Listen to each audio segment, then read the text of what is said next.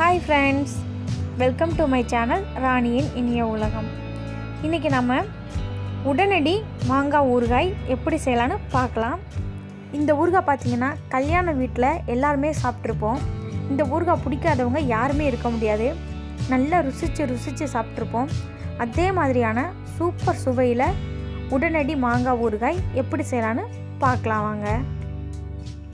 மறக்காமல் ராணியின் இனிய உலகம் சேனலுக்கு சப்ஸ்கிரைப் பண்ணுங்கள். பக்கத்தில் உள்ள பெல் பட்டனில் ஆளுங்கிற ஆப்ஷனை கிளிக் பண்ணிக்கோங்க. அடுத்தடுத்த வீடியோவோட அப்டேட்ஸ் உங்களுக்காக. இந்த ஊறுகாய்க்கு நான் ஒரு 7 சின்ன மாங்காய் எடுத்துருக்கிறேன். இந்த மாங்காய் வந்து நல்ல காயாகவும் இல்லாமல் ரொம்ப பழமாகவும் இல்லாமல் மீடியமாக இருக்கணும். அந்த மாங்காய் தான் இந்த ஊறுகாய்க்கு ஏற்றது. 1 டேபிள் ஸ்பூன் அளவு மிளகாய்த்தூள், 1/2 டேபிள் ஸ்பூன் அளவு வெந்தயத்தை நல்லா செவக்க வறுத்து பொடி பண்ணி வச்சுருக்கிறேன். 1 ஸ்பூன் அளவு கடுகு, ஃப்ரெஷ்ஷாக கொஞ்சம் கறிவேப்பிலை, 1/2 டீஸ்பூன் அளவு பெருங்காயத்தூள். இப்போ வாங்க எப்படி செய்யலான்னு பார்க்கலாம். ஒரு கடாயை நல்லா சூடு பண்ணி 4 டேபிள் ஸ்பூன் அளவு நல்லெண்ணெய் சேர்த்துருக்குறேன். இப்போ நல்லெண்ணெய் காஞ்சதும் கடுகு சேர்த்துடலாம். கடுகு நல்லா பொரிஞ்சு வரட்டும்.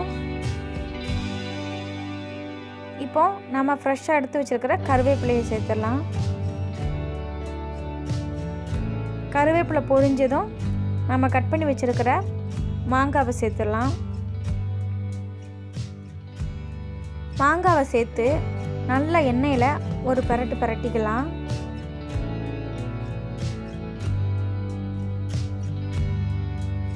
இது பார்த்திங்கன்னா கொஞ்சம் குலைவாக வேகிற அளவுக்கு வேக வைக்கணும். இப்போ இந்த மாங்காயில் உப்பு சேர்த்துடலாம். நான் 1 டேபிள் ஸ்பூன் அளவு உப்பு சேர்த்துருக்குறேன். உப்பு பார்த்து சேர்த்துக்கோங்க. இதோட புளிப்பு வந்து பேலன்ஸ் பண்ணுறதுக்கு உப்பு நல்லா சேர்த்தா தான் வந்து கரெக்டாக இருக்கும். ஸோ 1 டேபிள் ஸ்பூன் இதுக்கு கரெக்டாகவே இருக்கும். உப்பு சேர்த்து நல்லா மிக்ஸ் பண்ணிக்கோங்க. இப்போ இதில் 1/2 டீஸ்பூன் அளவு பெருங்காயத்தூள் சேர்த்துடலாம்.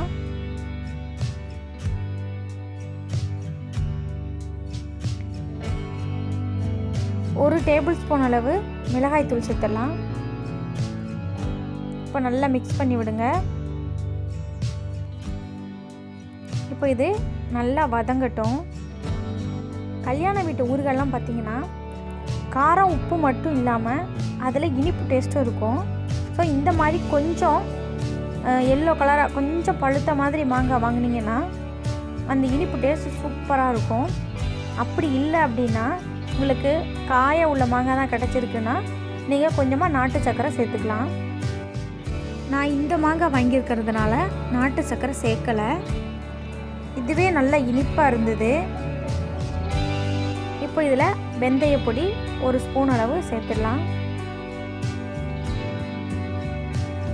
இப்போ எல்லாம் நல்லா மிக்ஸ் பண்ணி விட்டு எண்ணெய் பிரிஞ்சு வர அளவுக்கு வதக்கிக்கலாம். நான் எண்ணெய் கம்மியாக தான் சேர்த்துருக்குறேன். இது 1 வீக் கூட நான் ஸ்டோர் பண்ணி வைக்க மாட்டேன், அதுக்குள்ளேயும் தீந்துடும். அந்த அளவுக்கு கம்மியான குவான்டிட்டியில் தான் நான் செஞ்சுருக்கிறேன். ஸோ எண்ணெய் ஓரளவுக்கு சேர்த்துருக்குறேன். நீங்கள் வேணும்னா இன்னும் கொஞ்சம் எண்ணெய் ஆட் பண்ணிக்கோங்க.